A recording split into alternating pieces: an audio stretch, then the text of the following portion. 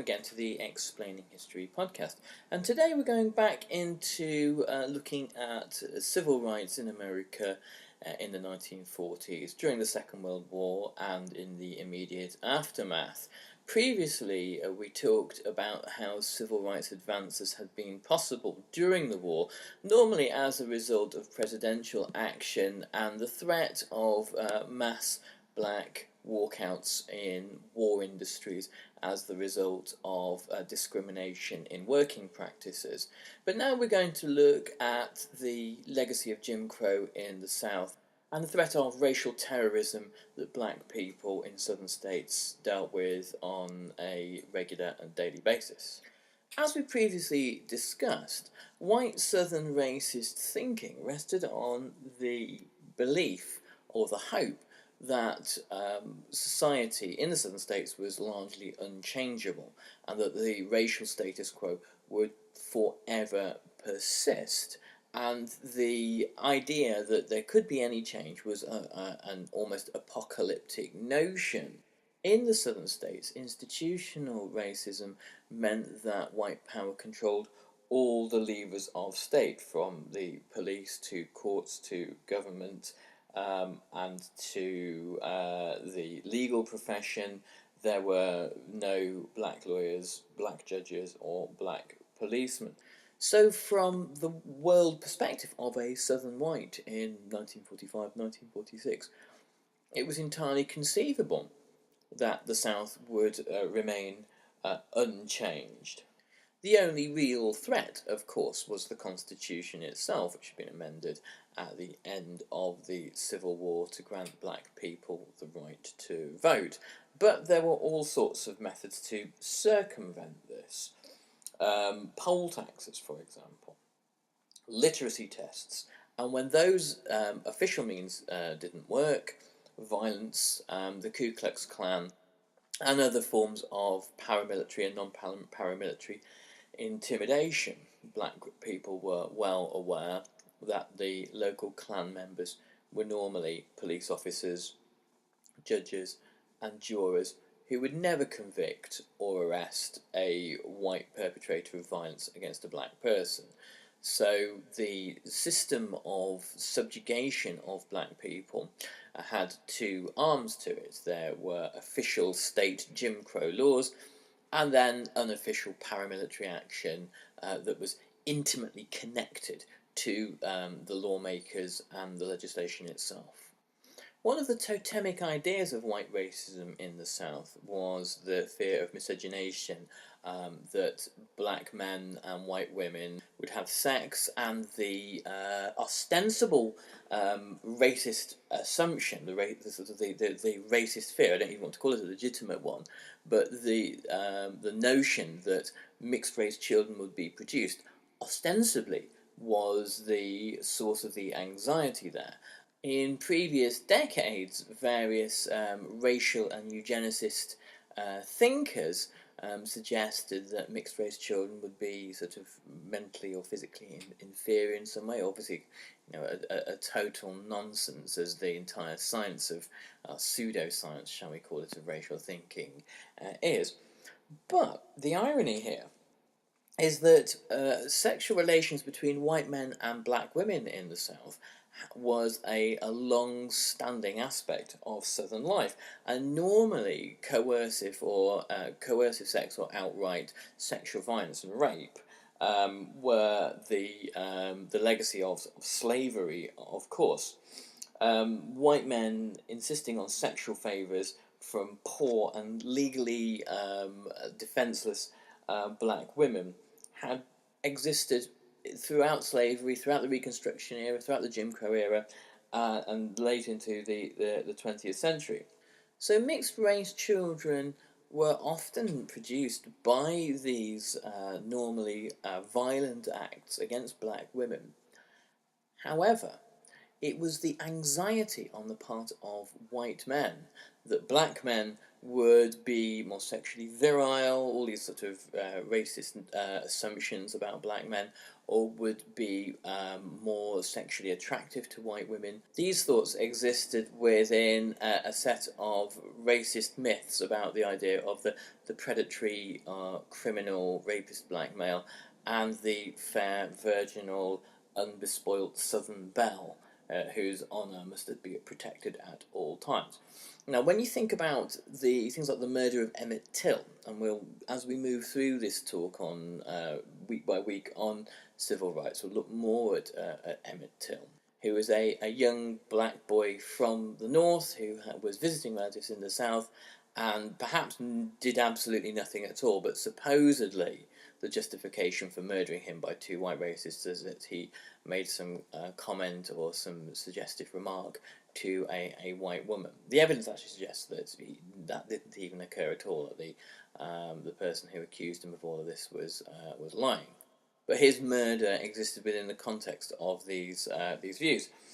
Black men in the South, Emmett Till, who came from the North and was perhaps unfamiliar with the intensity of Southern racism, but black men who lived in the South knew full well not to be familiar or to make any kind of even friendly comment to white women for at the risk of these sorts of things occurring.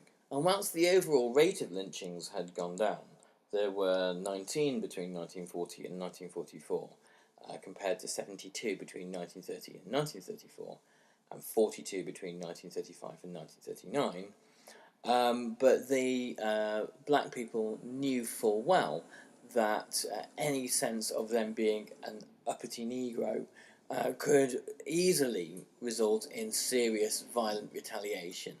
And of course, if any sexual impropriety was alleged against a black man, he would be facing an all-white jury, and there would be virtually no chance of getting any kind of justice whatsoever.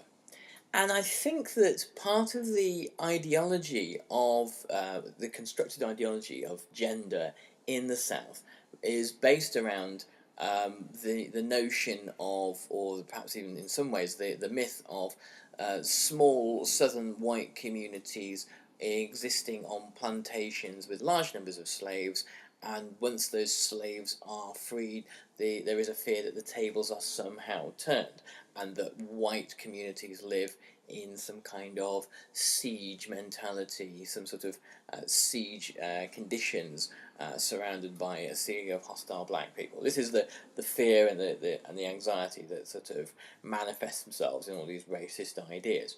Of course, the reality, it was after emancipation, was far different, that black people were emancipated into poverty, and therefore, as a result, they don't have anywhere near the kind of economic power, political power, to organise and become any kind of credible threat to white people whatsoever.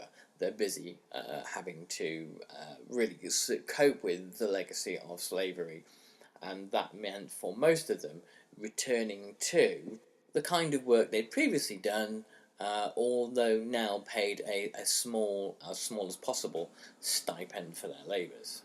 The first flowerings of resistance in the South were there, though. One example would be the development of the Fellowship of Reconciliation, a forerunner to CORE and the Freedom Rides. The Fellowship of Reconciliation was a non-violent pacifist group that believed in racial justice and was encouraged by the Supreme Court's decision to overturn segregation in interstate travel. So they began to test this in 1947 in the more northerly of the former Confederate states. Bayard Rustin, who led these efforts, was arrested, convicted, sent to jail, and wound up working on a chain gang for his troubles. Medgar Evers, in 1947, attempted to cast a vote in Mississippi. He turned up in his uniform, a former soldier, and he was threatened with violence. He was threatened at gunpoint if he cast a vote, and eventually had to flee for his life. But in 1946 there was a high-profile murder of 5 black people, 3 men and 2 women, in Georgia, who were killed when they attempted to cast a vote. And to violent southern racists, the logic was inevitable that if black people began to vote, they would begin to control the levers of power, and they would begin to be able to put their own representatives in office, and then white power and white privilege would be stripped away from white people in the South, particularly in parts of the South where they felt they were outnumbered by black people, and then the control that white people had in the South would be gone. This fixed world that white supremacists in the South saw in 1945, they believed was imperiled, under threat, and they needed to fight in order to control it.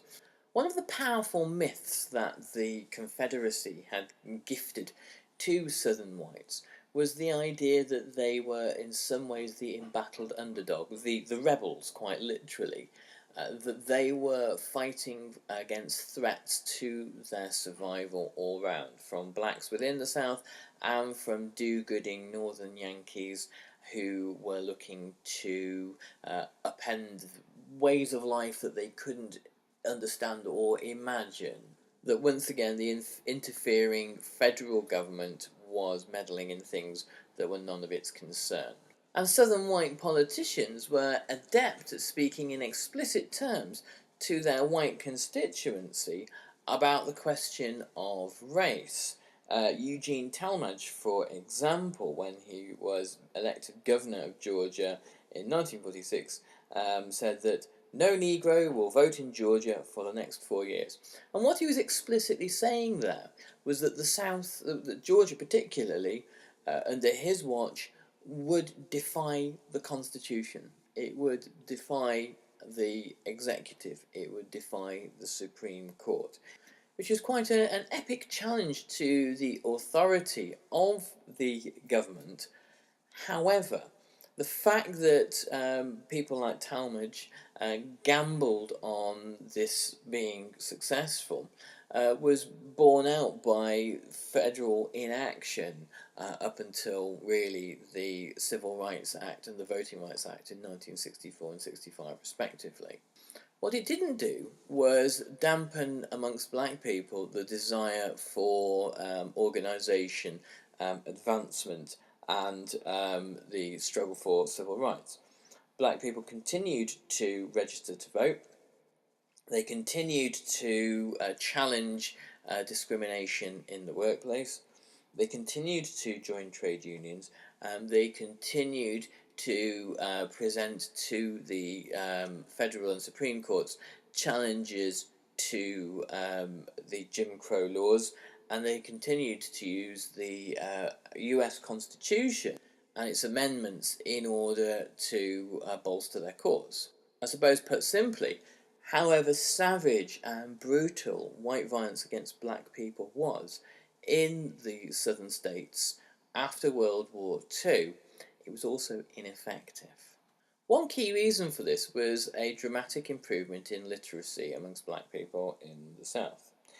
In 1880, 70% of black school children were illiterate. In 1910, that had fallen to 31%.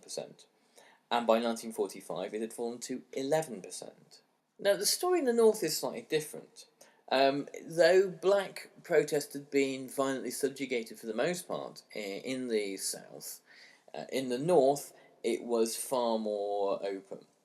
The Congress of Racial Equality, that was founded in 1942, was organising sit-ins that we normally associate in the South with, like the Greensboro, Walworth Counter sit-ins. These were being organised in the North in as early as 1943. The first that is on record was in Chicago.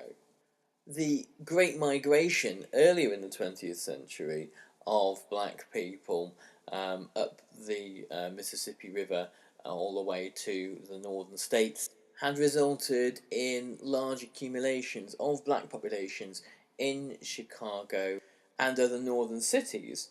And this meant that there was likely to be, and indeed that it turned out to be, greater levels of black political activism in those areas.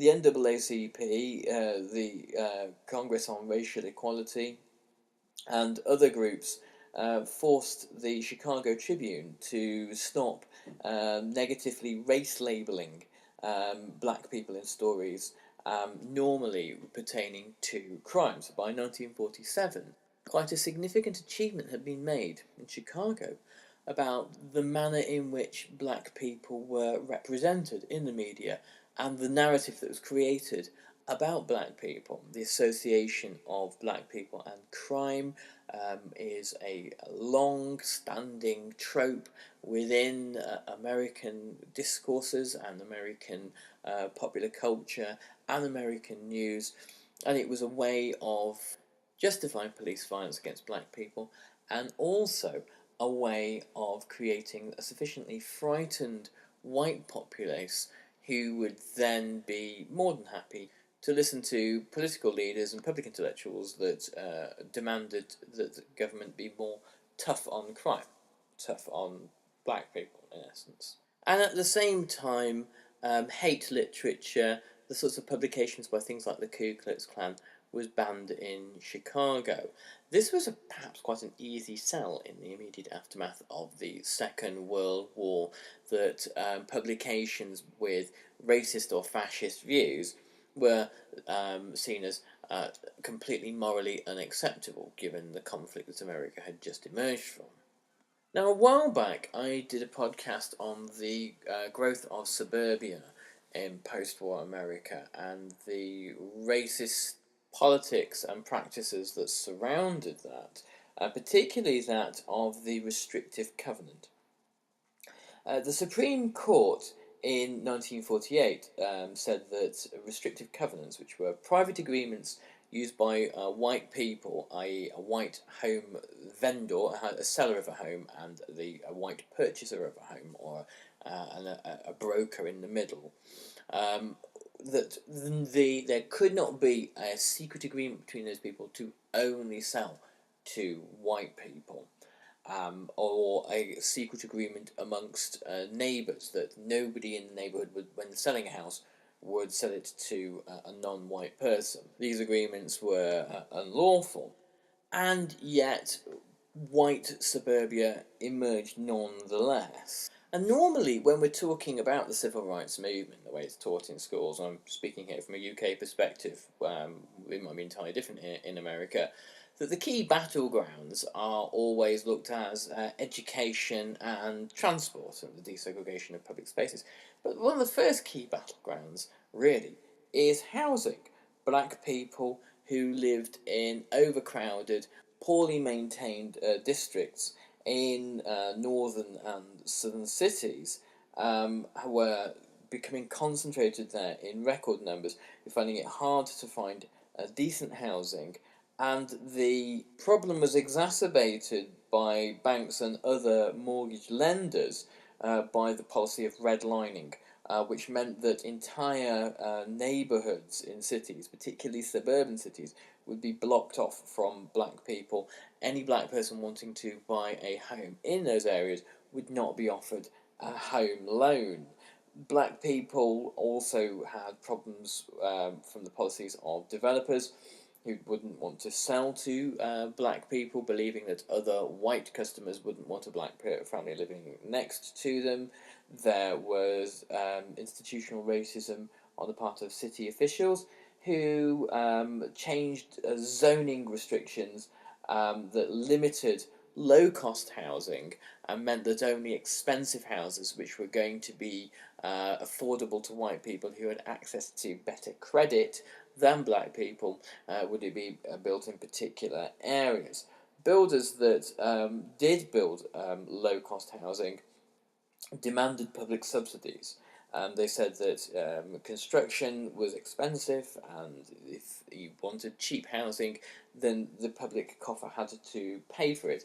And local officials would often say, well, I'm not subsidising your building company so that you can build homes for black people in a neighbourhood for white folks who are going to vote for me.